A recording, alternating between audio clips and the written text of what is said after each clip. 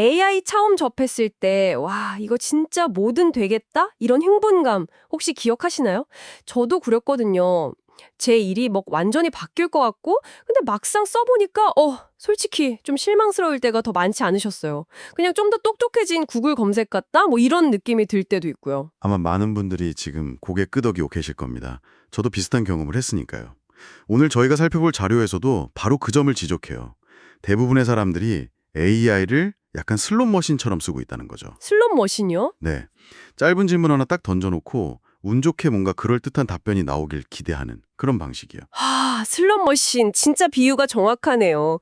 제가 예전에 AI한테 우리 쇼 이름 좀 추천해줘 이렇게 던져본 적 있거든요. 아, 네네. 그랬더니 뭐 지식 창고, 정보의 바다 이런 걸 내놓더라고요. 너무 평범해서. 그쵸. 네, 거의 쓸모가 없었는데 이제 보니까 제가 딱 슬롯 머신처럼 쓰고 있었던 거네요. 바로 그 경험이 오늘 이야기의 핵심이랑 딱 맞닿아 있습니다. 오늘 저희가 함께 볼 자료는요. 그런 접근법에서 완전히 벗어나는 법을 알려줘요.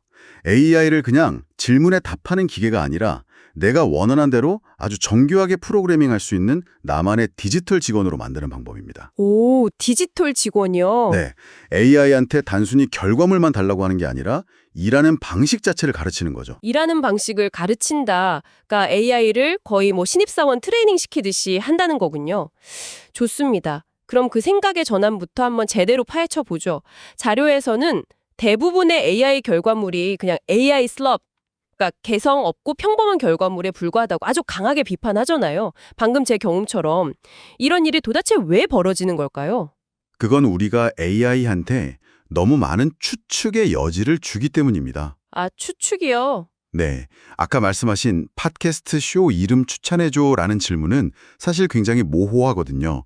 AI 입장에서는 이 쇼가 어떤 성격인지, 청취자가 누군지, 진행자 톤은 어떤지 아무 정보가 없잖아요. 그렇죠. 전혀 모르죠. 정보가 없으니까 결국 어떻게 하겠어요? 그냥 인터넷에 있는 가장 안전하고 가장 평균적인 정보들을 긁어 모아서 조합할 수밖에 없는 겁니다.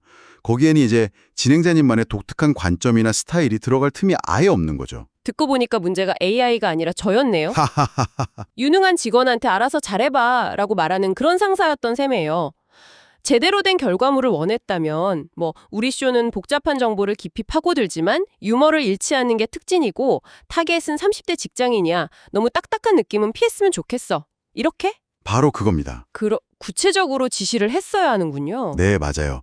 AI가 추측하게 만들면 안 됩니다. 짧은 프롬프트는 더 많은 추측을 낳고 그 추측의 끝은 결국 가장 평범한 답변으로 이어지거든요. 그래서 저자가 아주 파격적인 제안을 해요. 어떤 제안이죠? 500에서 2000 단어에 이르는 아주 길고 상세한 프롬프트를 작성하라고요. 2000단어요? 네. 나의 의도, 취향, 작업 방식, 심지어 내 철학까지. 이걸 명확하게 전달하는 게 평범함을 넘어서는 첫걸음이라는 거죠. 이야, 2000단어. 정말 상세하네요. 근데 여기서 바로 현실적인 질문이 하나 생겨요. 네. AI를 내 일을 도와줄 직원이라 생각하고 상세한 지침을 줘야 한다. 이건 알겠습니다.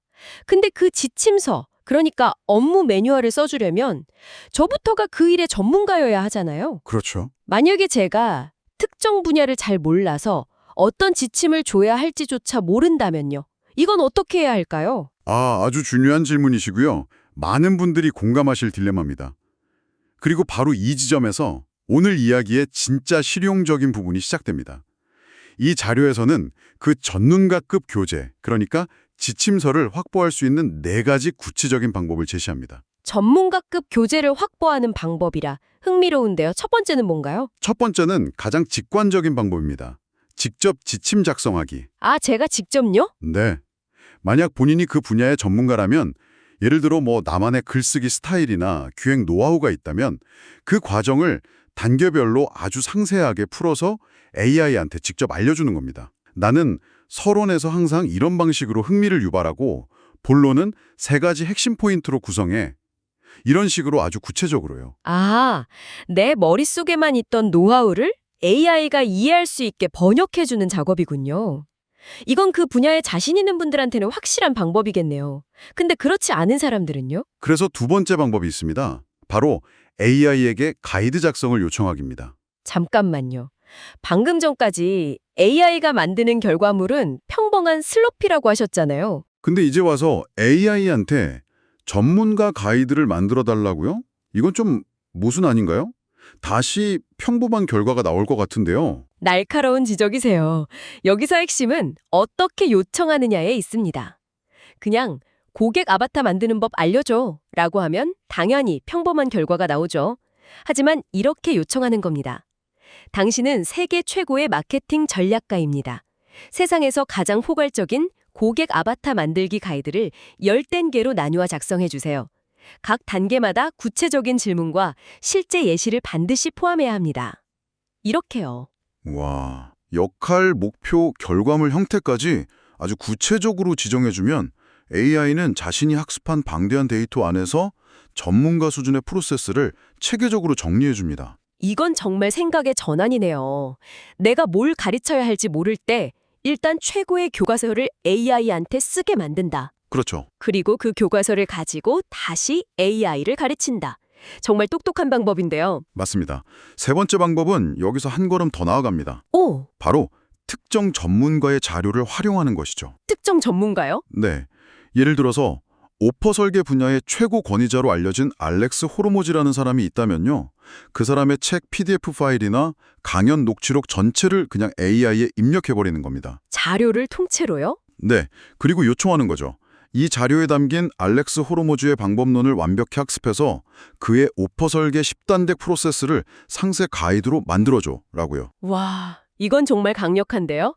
특정 분야의 최고대가 한 명을 그냥 24시간 대기하는 개인 과외 선생님으로 만드는 거나 마찬가지잖아요. 그렇죠. 마지막 네 번째 방법도 궁금합니다. 네 번째는 마음에 드는 사례를 모방하는 것입니다. 예를 들어 아주 설득력 있는 웹사이트 문구를 발견했다고 해보죠. 네. 그 문구 전체를 복사해서 AI한테 보여주면서 이렇게 말하는 거예요. 이 문구는 왜 이렇게 설득력이 높은지, 전체 구조, 사용된 심리 전략, 각 문장의 역할을 단계별로 분석해줘. 내가 이 스타일을 따라할 수 있는 레시피를 만들어줘. 이건 거의 뛰어난 요리사의 음식을 맛보고 그 레시피를 역으로 추적해내는 일종의 리버스 엔지니어링이네요. 네, 맞습니다. 자, 그럼 정리해 보겠습니다. 내가 전문가면 직접 쓰고, 잘 모르면 AI한테 전문가급 가이드를 만들게 하거나 아니면 특정 개가의 자료를 통째로 학습시키거나 그것도 아니면 최고의 결과물을 분석시켜서 전문가급 지침서를 확보한다. 정확합니다. 이 네 가지 방법 중 하나를 쓰면 이제 당신은 AI한테 무엇을 어떻게 해야 할지 아주 구체적으로 지시할 수 있는 설계도를 손에 쥐게 되는 겁니다. 좋습니다. 이제 제 손에는 알렉스 호르모즈의 방법론을 담은 완벽한 지침서가 들려 있어요. 그런데 이 지침서는 여전히 알렉스 호르모즈의 일반적인 방법론일 뿐이잖아요. 그렇죠. 제 개인적인 비즈니스나 제 타겟 고객, 제 제품의 특성 같은 이런 고유한 맥락은 전혀 모르고요. 이 전문가의 방법론과 제 현실 사이의 이 커다란 간극은 어떻게 메울 수 있을까요? 바로 그 지점에서 이 자료에 거의 비밀 소스라고 할 수 있는 메타 프롬프트가 등장합니다. 메타 프롬프트요? 네, 여기서 메타라는 말이 뭐뭐에 대한이라는 뜻이거든요. 그러니까 메타 프롬프트는 결과물을 만드는 프롬프트가 아니라 최고의 프롬프트를 만들도록 도와주는 프롬프트라고 이해하시면 쉽습니다. 프롬프트를 만들기 위한 프롬프트라. 조금 추상적으로 들리는데요. 이게 정확히 어떻게 작동하는 거죠? 생각보다 간단합니다. 우선 새로운 채팅창에 저희가 미리 준비해둔 이 메타 프롬프트를 입력해요. 이 메타 프롬프트가 AI한테 일종의 가이드라인을 주는 거죠. 당신은 세계적인 비즈니스 코치이자 프롬프트 엔지니어입니다. 당신의 임무는 내가 최고의 결과물을 얻도록 코칭하고 나를 위한 맞춤형 프롬프트를 만드는 것입니다. 이렇게 AI의 역할을 먼저 딱 정의해 주는 겁니다. 아, AI에게 새로운 직무를 부여하는 거군요. 맞습니다. 그 다음에 아까 2부에서 얻었던 그 전문가 지침서 있죠? 네, 알렉스 호르모즈요. 네, 그걸 AI한테 주면서 이렇게 말하는 겁니다. 이게 우리가 쓸 전문가의 방법론이야. 이걸 바탕으로 내 비즈니스에 실제 적용할 수 있도록 나를 단계별로 코칭해줄 아주 상세한 프롬프트를 새로 만들어줘. 그런데 여기서 정말 중요한 핵심이 하나 더 있습니다. 그게 뭔가요? 바로 그 새로운 프롬프트를 만들 때 가장 첫 번째 단계는 반드시 1단계, 맥락 수집이어야 한다고 명시하는 겁니다. 맥락 수집. 네, 이건 AI한테 바로 작업 시작하지 말고 먼저 나를 인터뷰해라 라고 명령하는 것과 같아요. 그러니까 AI가 당신의 목표가 뭔지, 타겟 고객은 누군지, 제품의 특징은 뭔지 이런 개인적인 맥락을 파악하기 위해서 여러 질문을 던지도록 만드는 거죠. 아, 이제야 그림이 완벽하게 그려지네요. 이 맥락 수집 단계가 바로 AI의 추측을 없애는 결정적인 한 수군요. 맞습니다. AI가 어림짐작으로 내 상황을 가정하는 게 아니라 나한테 직접 물어보고 확인한 사실을 바탕으로 일하게 만드는 거니까요. 와, 이건 AI의 역할을 완전히 바꾸는 건데요. 그냥 지시 이행자가 아니라 문제 해결에 같이 참여하는 파트너가 되는 거잖아요. 정확히 보셨습니다. 전문가의 방법론이라는 이론과 당신의 고유한 맥락이 결합되는 바로 그 순간. AI는 단순한 검색 도구가 아니라 당신만을 위한 맞춤형 전략가이자 실행 파트너가 되는 겁니다. 이게 바로 저자가 말한 마법의 단계군요. 네. 더 이상 평범한 결과물이 나올 수 없는 구조를 만드는 거죠. 이 프레임워크가 이론적으로 얼마나 강력한지는 이제 알겠습니다. 그럼 이제 이 방법을 실제로 적용했을 때 어떤 놀라운 것들을 만들 수 있는지 그 가능성의 끝이 궁금해지는데요. 자료에 나온 몇 가지 아주 흥미로운 사례를 한번 보죠. 첫 번째는 지적 스파링 파트너 만들기입니다. 지적 스파링 파트너요? 네. 예를 들어서 당신이 나발 라비칸트나 다니엘 슈마크텐버거 같은 사상가를 존경한다고 해보죠. 그분들의 책, 인터뷰, 강연 내용을 AI에게 전부 학습시켜서 그들의 세계관, 핵심 원칙, 사고방식을 완벽하게 이해시키는 겁니다. 그 다음에는요. 그 다음엔 당신이 겪고 있는 사업적 문제나 인생의 고민을 던지는 거죠. 이 문제에 대해 나발의 장기적 관점과 다니엘의 시스템적 사고를 종합해서 조언해줘. 이렇게요. 와. 그러면 당신은 역사상 가장 위대한 사상가 몇 명으로 구성된 당신만의 디지털 자문위원회를 갖게 되는 셈입니다. 세상에 상상만 해도 짜릿하네요. 지금 이 방송을 듣고 계신 분들도 한번 생각해 보세요. 내 커리어에 가장 큰 영향을 미친 사상가 3명으로 나만의 자문단을 만들 수 있다는 거잖아요. 이건 정말 게임 체인저인데요. 두 번째 사례는 창의적 사고 파트너 만들기입니다. 예를 들어 제일 측 사고에 대한 자료를 AI에게 학습시켜요. 근데 여기서 중요한 건 AI한테 정답을 알려달라고 하는 게 아니라는 겁니다. 정답을 알려달라는 게 아니면요? 대신에 내가 이 문제를 해결하려고 하는데 제1원칙 사고방식에 입각해서 날카로운 질문들을 계속 던져줘. 내 생각의 가장 근본적인 가정을 깨뜨려줘. 라고 프롬프트를 설계하는 거죠. 아, AI가 대신 생각해주는 게 아니라 제가 더 깊이, 더 근본적으로 생각하도록 돕는 거의 소크라테스 같은 역할을 하는 거군요. 바로 그겁니다. 이건 정말 AI를 도구로서 제대로 활용하는 방법이라는 생각이 드네요. 답을 얻는 게 아니라 올바른 질문을 찾는 데 도움을 받는 거니까요. 맞습니다. 마지막으로 세 번째 사례는 1인 비즈니스 시스템 구축하기입니다. 콘텐츠 작성, 디지털 제품 기획, 오퍼 설계, 카피라이팅처럼 비즈니스에 필요한 각 단계를 위한 맞춤형 프롬프트 라이브러리를 만드는 거예요. 아, 라이브러리를요? 네. 예를 들어 고객 아바타 만들기 프롬프트를 실행해서 고객을 정의하고 그 결과를 오퍼 설계 프롬프트에 넣어서 매력적인 제안을 만들고 다시 그 결과를 랜딩 페이지 카피라이팅 프롬프트에 넣어서 판매 페이지를 완성하는 식이죠. 각 프롬프트가 유기적으로 연결되는 하나의 시스템을 만드는 겁니다. 이건 거의 1인 기업을 위한 자동화된 운영 시스템, OS를 만드는 수준인데요. 단순히 하나의 결과물을 얻는 걸 넘어서 비즈니스 전체의 워크플로우를 AI랑 같이 구축하는 거네요. 맞습니다. 자료에서 이걸 학습과 실행이 동시에 일어나는 과정이라고 표현했는데 이제 그 의미가 와닿으시죠? 네, 명확하게 와닿습니다. 각 단계에 필요한 기술을 배우면서 동시에 실제 사업을 구축해 나가는 겁니다. 시간과 노력을 극적으로 줄일 수 있는 아주 효율적인 방법이죠. 오늘 우리는 AI에게 단순히 답을 구하는 낡은 방식에서 벗어나서 AI에게 과정과 맥락을 가르쳐 완전히 새로운 차원의 결과물을 만드는 방법을 살펴봤습니다. 그동안 AI를 쓰면서 느꼈던 막연한 실망감의 원인과 그 구체적인 해결책을 명확하게 알게 된 시간이었습니다. 핵심을 다시 한번 정리해드리면 생각보다 간단합니다. 첫째, 4가지 방법 중 하나를 활용해서 전문가 수준의 상세한 지침서를 확보한다.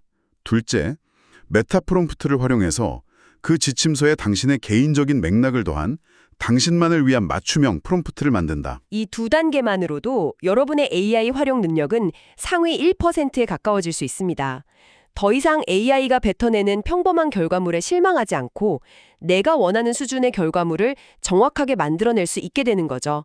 이게 단순히 기술을 더 잘 쓰는 문제가 아니라 내 생각을 더 명확하게 만들고 일하는 방식을 시스템화하는 과정에 가깝다는 생각이 드네요. 바로 그 지점에서 오늘 우리가 나눈 이야기에 대한 마지막 생각할 거리를 좀 드리고 싶습니다.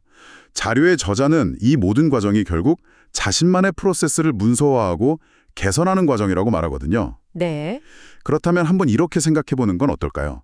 여러분이 평소에 특별한 의식 없이 거의 직감적으로 처리하는 업무나 학습 과정 중에 이건 진짜 나만의 노하우다라고 할 만한 게 있나요? 예를 들면 까다로운 고객과 상담하는 나만의 방식이라든지 복잡한 자료를 남들보다 빨리 파악하고 정리하는 노하우 같은 것들이요. 바로 그런 것들입니다.